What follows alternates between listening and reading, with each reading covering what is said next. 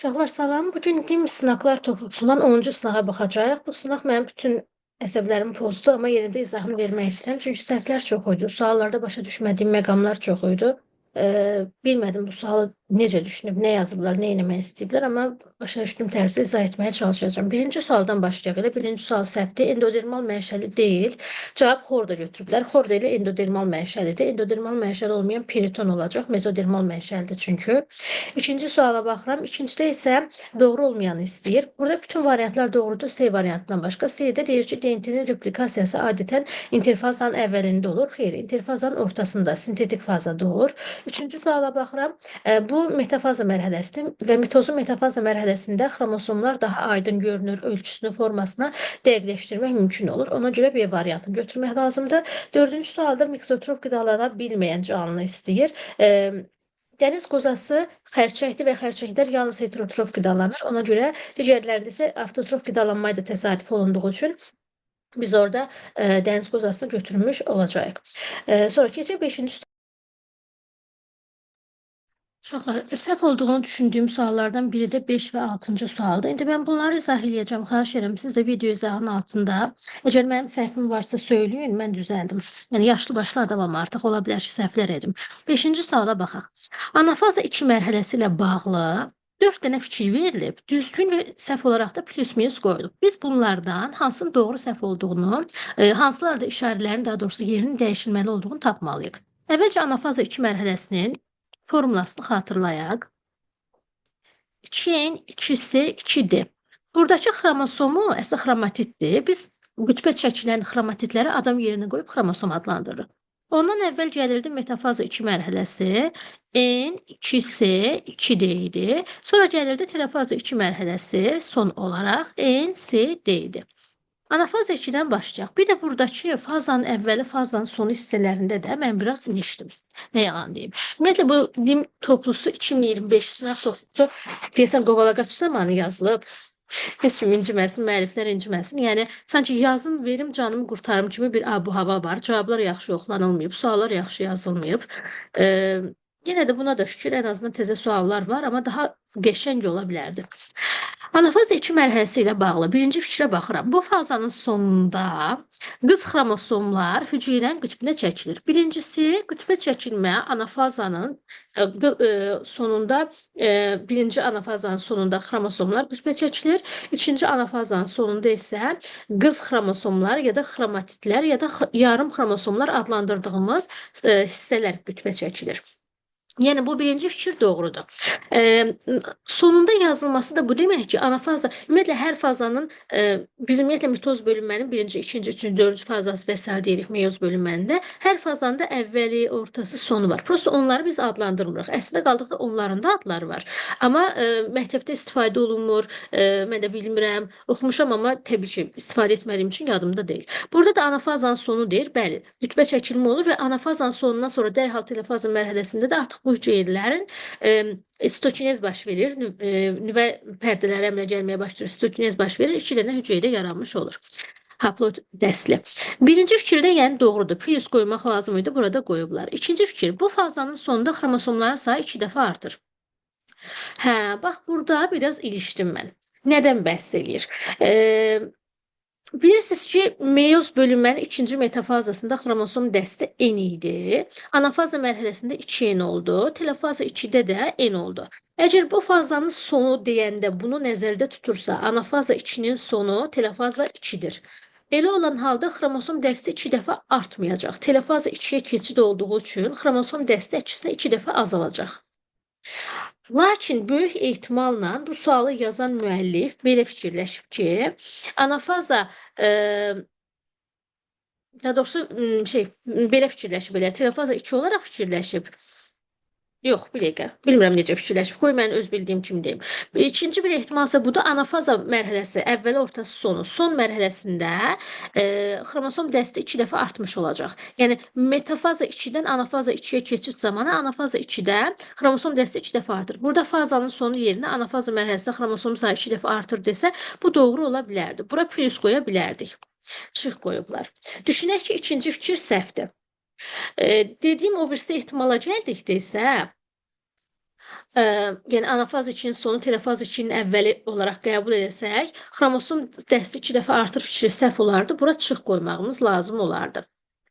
İndi deyəcəm, çıxan cavab bu arada C-dir. 3-dən 4-də işarələrin səhv olduğunu düşünüblər. Gəlin biz hər iki ehtimala da baxaq. Biraz uzun danışacağım, ürəyim doludur. Dediyim kimi, əgər fazanın sonu xromosom sayı 2 dəfə artır deyirsə, bütövlüklə anafazadan bəhs edirsə, bura plus qoymaq lazımdır. Onda çıx qoymaq işarəsi səhvdir. İkinci fikir səhv olardı. Yox, əgər bu fazanın sonunda, yəni bu faza bitdi, sonudur, artıq telefaza 2-yə keçdik. Telefaza 2 ilə xromosom dəsti 2 dəfə azalır, anafaza 2-dən telefaza 2-yə keçəndə. Xromosom sayı 2 dəfə azalır, burada isə 2 dəfə artır yazıb. Xeyr, 2 dəfə azalır yazmalıydı. Bu fikir doğru deyil, bura çıx qoymaq lazımdır. Zaten bura çıx qoyublar, onda ikincidə işarə dəyişilməməlidir deyə götürüblər bu sualda. Yəni belə düşünüblər. Çox maraqlıdır. Birinci hissədə bu fazanın sonunda qız xromosomlar hüceyrənin qütbünə çəkilir deyəndə anafaza 2-nin sonu kimi götürüb. İkinci bənddə isə bu fazanın sonunda xromosom sayı 2 dəfə artır deyəndə anafaza 2 yox, telefaza 2 kimi götürüb. Mən də ovucumu eləməmişəm ki, bunu sualı yazan hansı məqsədlə götürüb mən onu uyğun tapım. Sual şərti ilə tərtib olunmalı ki, mən baxan kimi uşaq beynindən düşünək də bu uşaq üçün tərtib olunan sualdır. Baxan kimi 15, 16, 17 yaşında uşaq hap-hop eləyib tapa bilsin cavabı. Nəysə, cavaba uyğun izah eləyəcəm indi. C çıxıb da ona uyğun izah eləyəcəm. Sonra öz doğru bildiyimi deyəcəm. Sonra 4-ə baxıram. Bu fazanın sonunda xromosom və xromatitlərin sayı eyni olur. Bu fazanın sonu. Ümumiyyətlə anafaza 2 mərhələsi kimi götürsək, anafaza 2-nin sonu telefazaya keçməyib. 2-yə 2 isə 2 dedi, bərabər oldu. Lap anafazanın 2-nin sonu telefaza 2-nin əvvəli olaraq götürsək, yenə NC dedi, yenə eynidir. Ona görə bu fikirdə plus qoymaq lazım idi. Çıx qoyublar. 4 dəqiqlik ilə səhvdir. Məndə də səhvdir, bunlarda da səhvdir. 3-ə baxıram, bu fazanın əvvəlində. Bu fazanın əvvəli deyəndə bilmirəm, metafaza 2-ni mi deyir, anafaza 2-ni mi deyir. Amma əslində elə də böyük əhəmiyyəti yoxdur. Çünki bu fazanın əvvəlində DNT hər ikisində 2D olacaq. İnsanın 2N-i 46-dır, 2D-si də 46-dır. Lakin zəncir dediyi üçün 2-yə vuracam, 92 olacaq. Ona görə mən düşünürəm ki, burada 3-cü fikir də doğrudur. Bu fazanın əvvəli istir metafaza 2 olsun, istir anafaza 2 olsun. 46 DNT vur 2, 92 zəncir olmalıdır. Mənim düşüncəmə görə burada 2 və 4 səhv olmalıdır. Cavab D olmalıdır. Cavab amma C çıxıb. Siz nə düşünürsünüz? Zəhmət olmasa çata yazın. Sonra 6-cı sual. Burada da səhvlik olduğunu düşünürəm. Səhv xatırlamıramsa cavab D çıxmışdı. 92 çıxmışdı. Bəlkə də mən yanılıram, amma mən düşünürəm ki, burada 184 olması lazım idi. Deyir ki, ilkin cinsi hüceyrə dediyi zaman 2N 4C 4 dedi. Heç, meyozun birinci profazası deyir. Elə bu da ilkin cinsi hüceyrə də eyni zamanda meyozun birinci profazası da 2N 4C 4 də olacaq. 2N 46-dır. Bu 4D-də 92 olacaq. Lakin zəncir dediyi üçün vurmalıyam 2-yə, 184 zəncir tapmalıyam. Bu sualda da cavab səhv işarə oldu. Davam edək 7-ci suala baxaq. Partenogenez, yəni cinsi çoxalma. Bax, partigenez yox ha, uşaqlar. Partenogenez. Adını düz yazın, situasiyaya düşə bilər. Və vegetativ çoxalma ilə bağlı uyğunlaşma edək. Mən bu uyğunlaşmaları həmişə səhv edirəm. Bilirsiniz niyə? Bura 1 yazır, bura 3 yazır, bura 2 yazır. Bura 1 yazır, bura 2 yazır, bura 3 yazır. Mən olduğu kimi köçürürəm. 3-ü 2-yə köçürürəm cavabı. Və cavabım həmişə səhv çıxır. Siz çalışın, daha diqqətli olun. İndi, dafniyalarda müşahidə olunma. Bunu aid edəcəm partenogenez çoxalmaya. 1. A-nı çıxdım, D-ni çıxdım. Sonra, adətən bir valideyn fərdin iştirak etməsi, əslində vegetativ çoxalma, yəni qeyri-cinsi çoxalmada bir valideyn fərd iştirak etmiş olur. Partenogenez çoxalmada da yenə bir valideyn fərd iştirak etmiş olur. İkini ona görə ortaq xüsusiyyət olaraq 3-ə yazmaq istəyirəm. Amma adətən deyir, yəni adətən partenogenezə də aid ola bilər bir valideyn də. Prosta vegetativ çoxalmada da, məsələn, spor ilə çoxalma bir valideyn olur, tumurcuqlanma ilə çoxalma və yaxud da ki, fragmentasiya, ağ planarını bir valideyni kəsirəm. Bunların hamısı da ortaqdır da, başqa nə ola bilər ki? 3. Qametlər iştirak etmir. Partenogenezdə qametlər iştirak edir. Yumurta hüceyrənin üzərinə spermatozoid düşmür, amma erkək arı yaranır. Amma burada yenə qamet olaraq yumurta hüceyrə iştirak edib. Sonra, əsasən bitkilərdə müşahidə olunur. Vegetativ çoxalma əsasən bitkilərdə müşahidə olunur. Partenogenez çoxalma isə bitkilərdən zəncirotu, qırğıotunda ola bilər və məhz partenogenez çoxalmaya görə zəncirotu və qırğıotunun mərkəzi hüceyrəsi diploid olur. Yəni biz deyirik ki, örtülü toxumlarda həm diploid, həm triploid endosperm var. Çılpaq toxumlarda da haploid endosperm var. Partenogenez çoxalan zəncirotu və qırğıotunda da endosperm diploid olacaq. Bu da əlavə bir bilgi olaraq qalsın. Dördü də yenə vegetativ çoxalmaya yazıram. Üzünü köçürmə prosesi hüceyrələrdə baş versin. Transkripsiya və translasiya hər ikisində baş verə bilər. Niyə də yox? Bunu da ortaq yazaq. Deməli 1, 3, 4 və 2, 5. Mən burada cavabı B tapmışam uşaqlar. Amma cavab nə çıxıb? Cavab C çıxıb. Baxın görək mənim səhvim varmı? Ola bilər, yəni mən də səhv edə bilərəm burada. İçini götürüblər. İki hardaydı? Atem bir valideyn iştirak edir formasını partenogenezə yazıblar. Amma vegetativ çoxalmada da bir valideyn iştirak edirdi də. Yəni bunu demək istəyirəm. Hər iki valideyndən qamət gəlmirdi. Siz nə düşünürsünüz? Burada cavab C olmalıdır, yoxsa B olmalıdır? Ola bilər ki, mən düzgün yanaşmaya bilərəm. Yəni burada çox dəqiqliklə bir şey deyə bilmərəm. Sual 8-də davam edək. Şəkildə göstərilən virusdur. Necə də şirindir. Və bununla bağlı doğrular tapaq. Yalnız nuklein turşularından ibarətdir. Xeyr, viruslarda zülal da var. 4 növ nukleotidə malikdir. DNT isə 4 növ, erintid isə 4 növ nukleotiddə sahibdir. Bəli, yəni DNT, erinti bir arada deyil. Ya DNT-si var, ya erintisi var. 2 olmayanlar üstə xətt çəkdim. 3. Meningit xəstəliyin törədicisi ola bilər. Meningit həm bakterial, həm virus mənşəlidir. Ona görə törədicisi ola bilər. Zaten bütün variantlarda 3 var idi. İlk dəfə Fleming tərəfindən kəşf olunmuşdu. Fleming tərəfindən antibiotik kəşf olunmuşdu. Ona görə 4 doğru deyil. Sonra çoxalması hüceyrənin sadə yarıya bölünməsinə gedir. Xeyr, çoxalması üçün bir canlı hüceyrənin bədəninə daxil olub çoxalması lazımdır və yarıya bölünmə ilə çoxalmır. Bütün nümayəndələri parazitdir. Maalesef virusların hamısı parazit olurlar. Sonra 9-cu sual, doğru ifadəni müəyyən edin. Uşaqlar, bu mikrobiyologiya dərsindədir.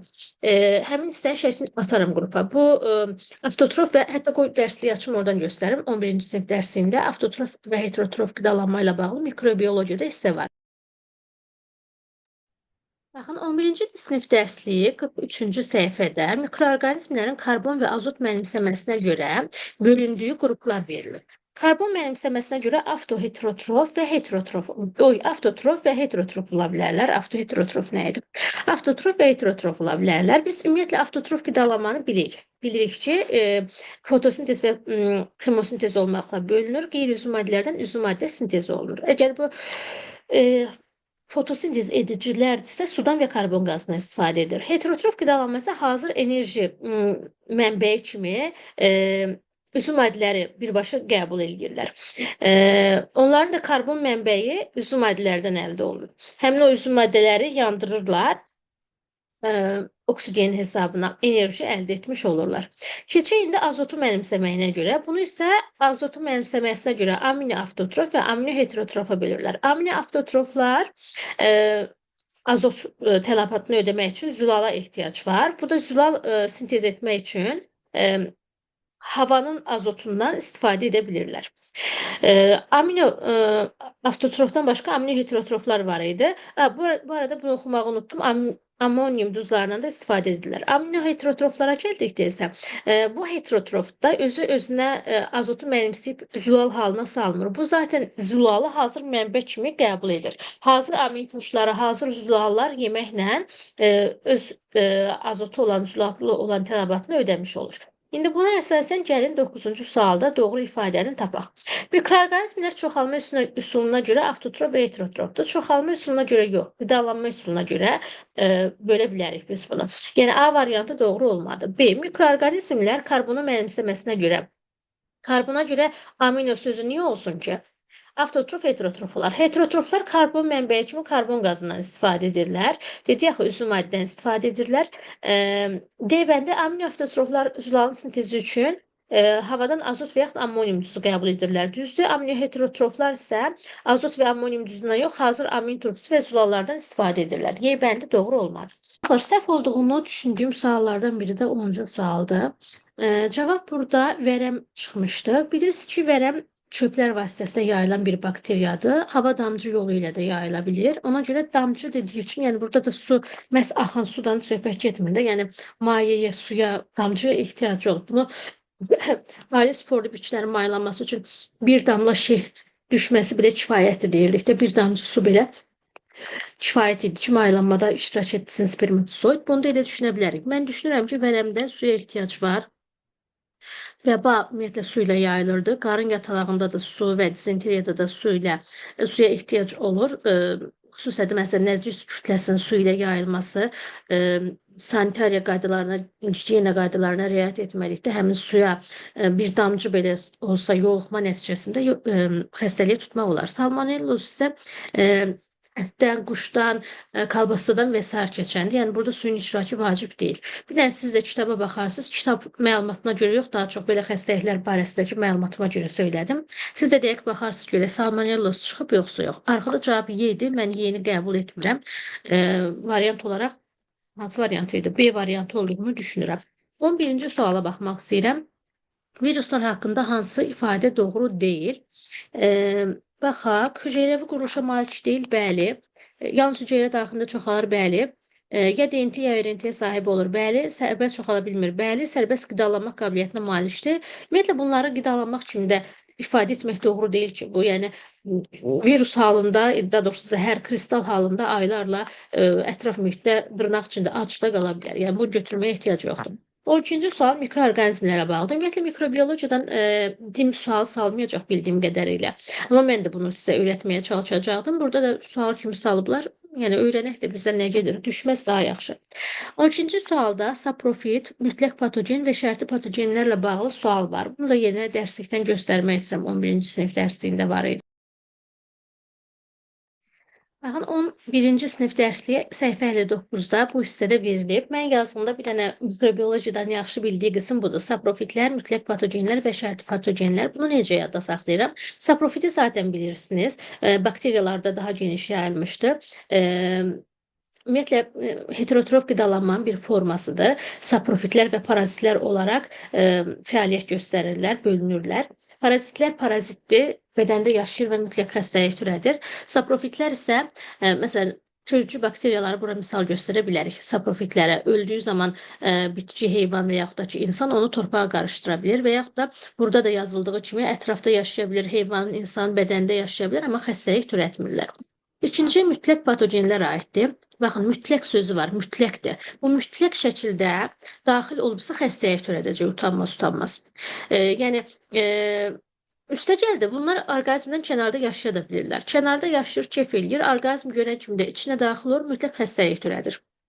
Başqa cür yoxdur. Yəni, bir hekayə var idi, qurbağanın belinə əqrəb çıxırdı, qurbağa onu, yoxsa tısbağa idi, bilmirəm, sahilin o bir tərəfinə keçirmək istirdi. Əqrəb onu 3 dəfə sancırdı, deyir ki, mənim adətim budur. Bu da onun kimi mütləq patogendir, mütləq xəstəlik törədəcək. Bir də var şərti patogen. Bunu mən insani münasibətlərə bənzədirəm. Yəni, quyruğunu tapdamadığı müddətcə zərər vurmayacaq. Məncə normalı da budur. Bizə zərər vurmayan, cəmiyyətə zərər vurmayan insana biz də yola verə bilərik məncə. Xəstəlik törətmə xüsusiyyəti onlar üçün vacib yaşayış forması deyil, simbiyoz münasibətin pozulması nəticəsində xəstəlik törədir. Yəni, sən ona zərər vursan, o səndən intiqamına zərər vurduğu üçün zərər verməklə alır. Yəni, mən belə yadda saxlayıram. İndi bu deyilənləri gəlin burada uyğunlaşdıraq. Saprofitlər, mütləq patogenlər, bilmirəm də burada cavab düz çıxıb yoxsa yox, burada cavabı B qeyd edilib. Ümumiyyətlə, bu testi işləyəndə cavabı baxıb sizə izah vermək istəyirəm. Çünki bu 10-cu sınavda xeyli səhvlər var idi və kifayət qədər yordu məni. Saprofitlər dedik ki, deməli, insan orqanizmində yaşaya bilir, xəstəlik törətmirlər. Bu əslində mütləq patogenə də aiddir. Bir dəqiqə baxaq saprofitlərə başqa nə olsun? Vəbşə saprofitlər, sən qıraqda qal. Mütləq patogenlər və bir oxuyub deyəcəm. Belə deyəcəm vəbşə. Xəstəlik törətmə xüsusiyyəti onlar üçün vacib yaşayış forması deyil. Kitab cümləsini götürüb test salıblar. Həssas orqanizmə daxil olan xəstəlik törədirlər. Xəstəlik törədən mütləq patogenlərdir. B-ni yazaram 2-yə. 2-də B olanlar, B olmayanların üstünə xətt çəkirəm. B olanları saxlayıram. Orqanizmlə kənarda yaşaya bilir, sahib orqanizmlə də xəstəlik törədirlər. Yenə C-ni də yazıram bura. Daş eləyə bilmədim. Yaxşı, davam edirəm. Simbiyoz münasibətlərin pozulması zamanı xəstəliyə törədilər. Bəli, bu şərt patogenlər idi, vicdanlı idilər. 3-də C-ni çıxdım. Cavab ya A-dır ya da B-dir. Sonra, insan orqanizmdə yaşayır, ancaq xəstəlik törətmirlər. Bu saprofitlərə aid oldu. Y-ni 1-ə yazıram. Onda avtomatik cavabımız B olacaq. Bunlar da B yazmışlar, düz tapıblar, düz yazıblar onda. Hə, A qaldı. Xəstəlik törətmək onlar üçün vacib yaşayış forması deyil. Bunu götürüb şərti patogeni yazıblar. Bəli, onsuz da o simbiyoz yaşayırdı. Uyğun tapdadıqda xəstəlik törədə bilirdi. 13-cü suala baxaq. Açar sözlərdən mənim ən çox yorulduğum suallardan biri budur. İstifadə edərək mətni tamamlamağımızı istəyir. Baxaq. Vəba törədiciləri, bu da yenə mikrobiyologiya hissəsindədir və kitabın aşağı hissəsinə yazıblar, yəni gözə görünməyən hissəsinə yazıblar, adamın diqqətindən qaça bilir. Ümumiyyətlə, vəba törədiciləri nazik bağırsağın epitelisində yaşayırdılar, səthində özdə yaşayırdılar. Dizenteriya törədiciləri də yoğun bağırsağın epitelisində, prosta daxilində yaşayırdılar. İndi vəbanın törədiciləri nazik sözü ayrıdır burada. Nazik bağırsağın 5 getdi, 5 ilə başlamayanların üstünə xətt çəkdim. Epitel hüceyrəsinin səthində, dizenteriya isə yoğun bağırsağın 6 olmayanların üstünə xətt çəkəcəkdim. Hamısında 6 var. Yaşayırlar. Malyariya törədiciləri əsasən, baxaq, harda çoxalar? Qaraciyər və qan hüceyrələrində 1 yazaram. D-nin üstünə xətt çəkərəm. Parazitizm zamanı mikroorqanizmlər sahib orqanizm bədəndə yaşayır, ondan qida mənbəyi kimi istifadə edərək ona zərər vurur. Qaşan olaraq bir-birinə xeyir verir. Hansında bir-birinə xeyir verə bilər? Ya simbiyozda, ya mutualizmdə. Mutualizm var, onda burada 2 yazaram. Y bəndə düz gələcək. Yoruluram bu kimi suallarda. 14-cü suala baxaq. Bu hormonun çatışmazlığı timus vəzninin inkişafdan qalmasına səbəb ola bilir. Deməli, timus vəzninin inkişafdan qalmasına səbəb ola bilər. Yəni, 11 dərsliyini açım yenə. Əgər mənim üçün göz yaddaşı biraz babat olan insanlar varsa, onların görməsi üçün kitab üzərində söyləmək istəyirəm. Bu da yenə mikrobiyologiya qismindəndir. Baxın, hipofiz vəzinin somatotrop hormonu timus vəzinin inkişafına kömək edir. Timusda immun sistemini gücləndirən vəzlərdən biri idi. Somatotrop çatışması təbii ki, buna müvafiq olaraq timusun da fəaliyyəti zəifləyə bilər və beləliklə insan immuniteti düşə bilər və xəstəliklərə qarşı, immun xəstəliklərə qarşı dözümlülüyü azala bilər. 14-cü sualda somatotrop olmalıdır. Baxaq görək, bəli, bunlar da somatotrop yazıblar. 15-ə baxıram, növün coğrafi kriteriyasına aiddir. Coğrafi kriteriya, növün tutduğu arealda, ərazidə. Bu da müvafiq olaraq C bəndi olar. 16-cı suala baxaq.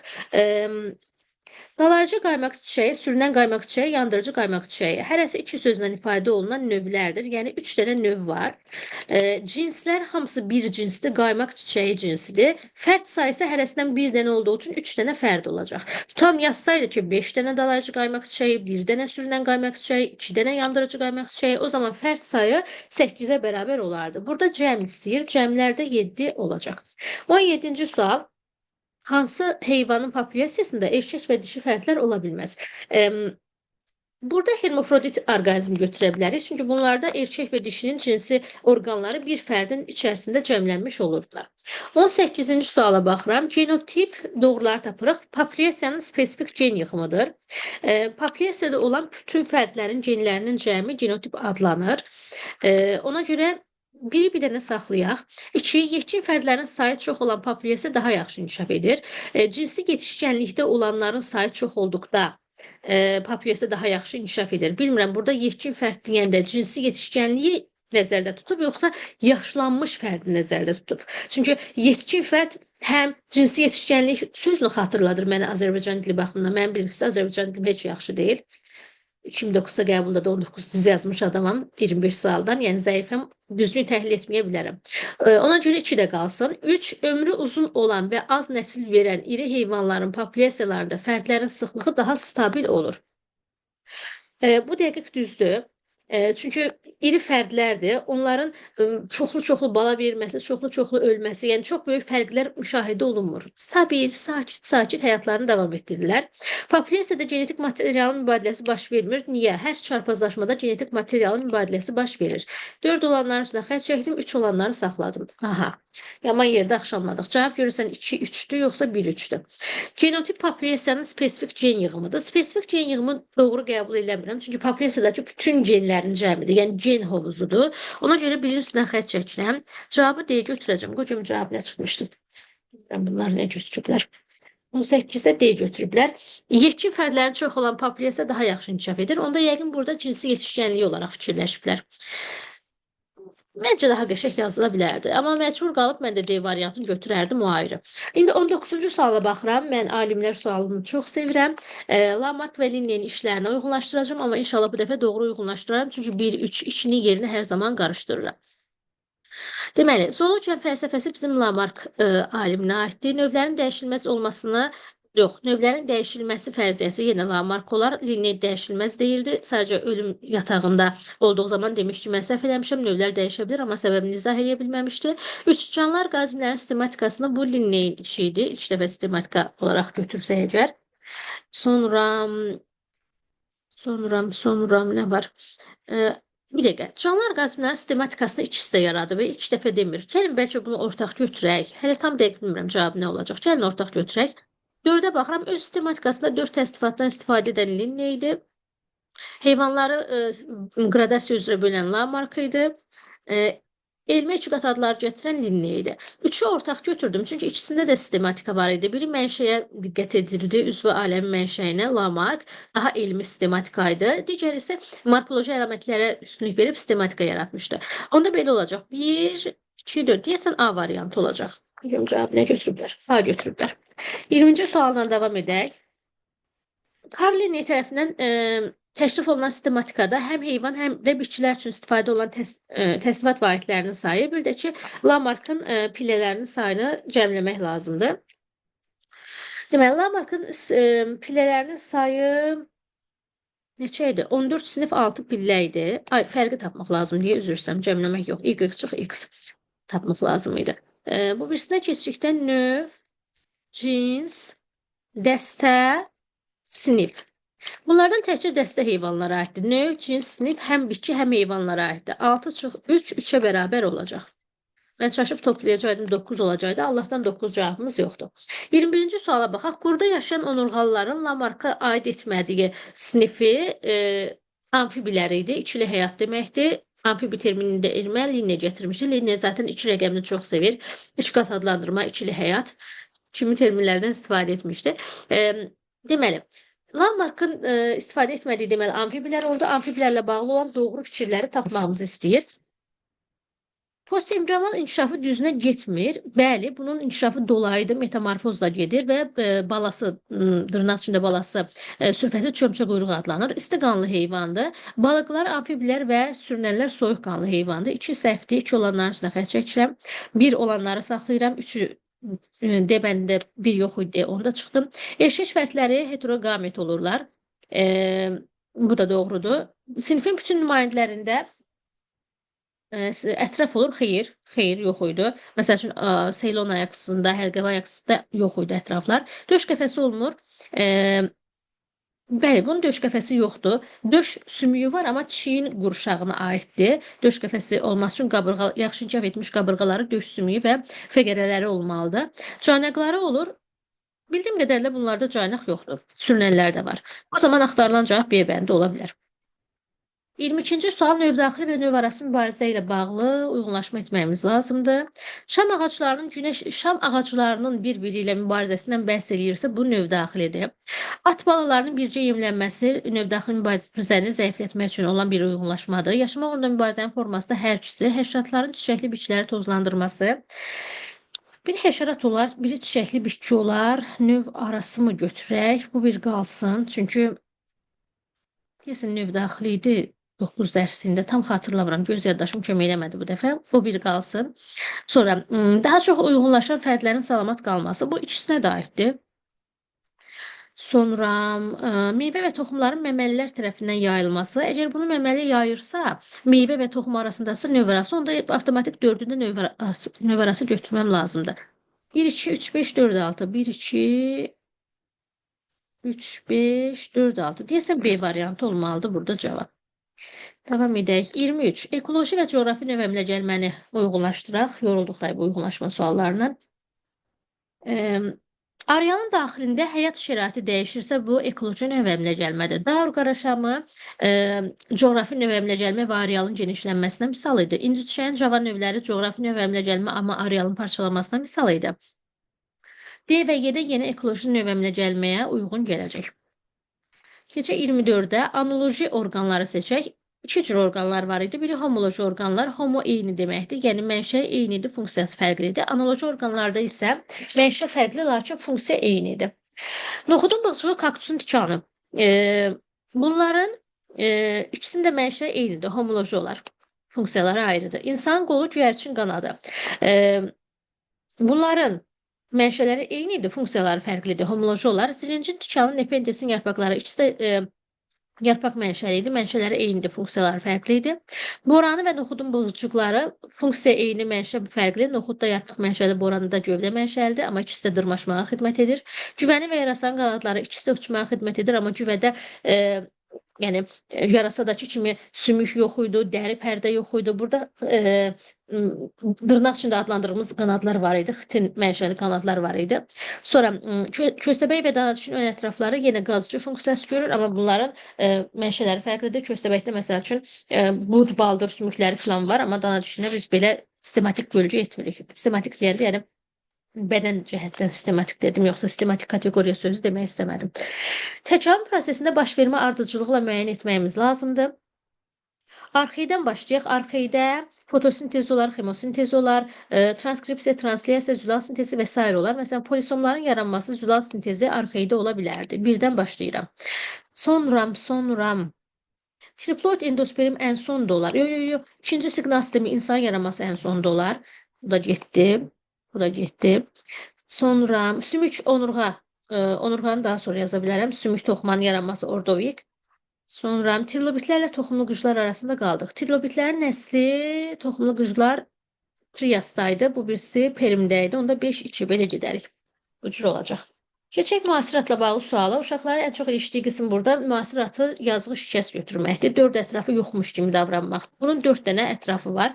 Bir ətrafında 3-cü barmaq salamat qalıb. 2 ilə 4 rudimentli, 1 ilə 5 ümumiyyətlə yoxa çıxmış barmaqlardır. Yoxdur bu adda həmin barmaqlar.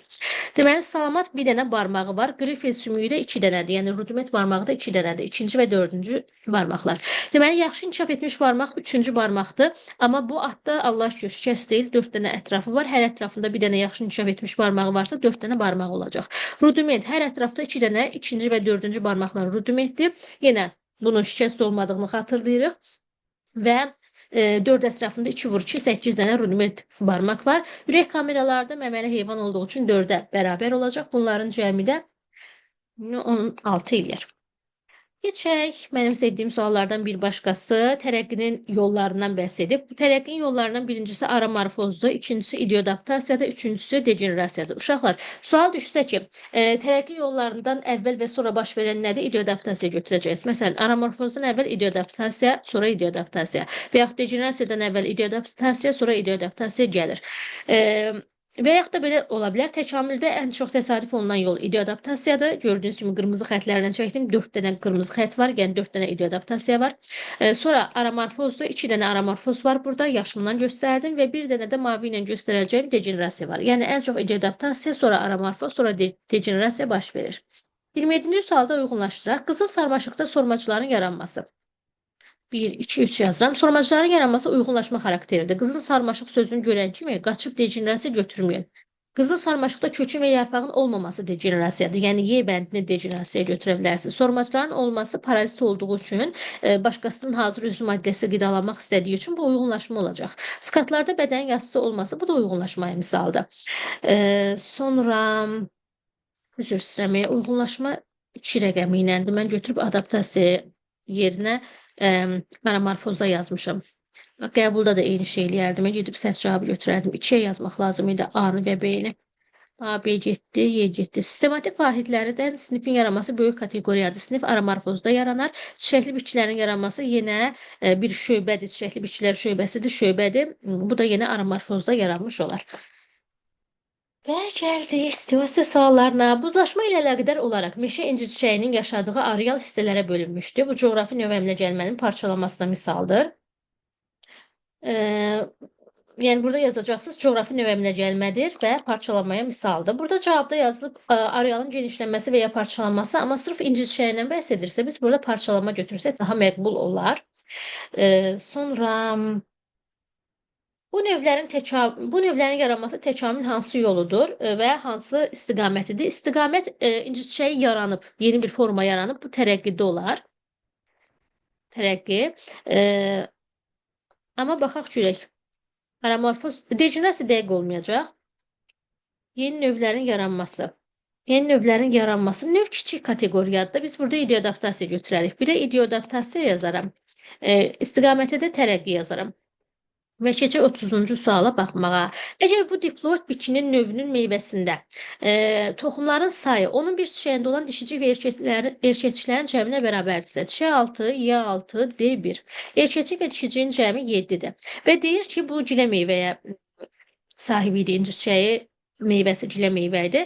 Bunun toxumunda, daha doğrusu toxumunun sayı 7 olacaq. Onda onun maylanmasında iştirak edən diploid hüceyrə sayını tapaq. Maylanmada iştirak edən diploid hüceyrə sayı yalnızca mərkəzi hüceyrə idi. 7 toxumun yaranmasında da hərəsində bir mərkəzi hüceyrə olur. Yəni bir toxumun yaranmasında bir mərkəzi hüceyrə, yəni bir diploid hüceyrə iştirak edir. 7 toxumun yaranmasında 7 mərkəzi hüceyrə, yəni 7 diploid hüceyrə iştirak etmiş olar. Sayının haploid hüceyrələrin sayına nisbəti. Bir toxumun əmələ gəlməsində 3 dənə haploid hüceyrə iştirak edir. Bir yumurta hüceyrə, 2 spermi. 7 toxumun əmələ gəlməsində də 21-i iştirak edər. Və bunların cəmi də 14-ə bərabər olacaq. Əgər düz hesabladımsa, daha doğrusu fərqi. Məndən fərq istəmirmiş. Bax, yenə diqqətsizlik elədim. Nisbət istəyirmiş. Əla. Çox zəkiyəm. 7 böl 21, 1 böl 3 olacaq. Cavab 1 böl 3-dür uşaqlar. Bu qədər. Ümid edirəm ki, suallarda səhvlikləri başa düşdük. Xahiş edirəm, rəy bölməsinə yazın. Görün, mənim səhv gördüyüm, cavabları səhv olduğunu düşündüyüm sualların izahlarını mən düz vermişəm. Ola bilər ki, mən də səhv verərəm. Xahiş edirəm, qeyd edin. Mən o səhvlərimi düzəltməyə çalışacağım.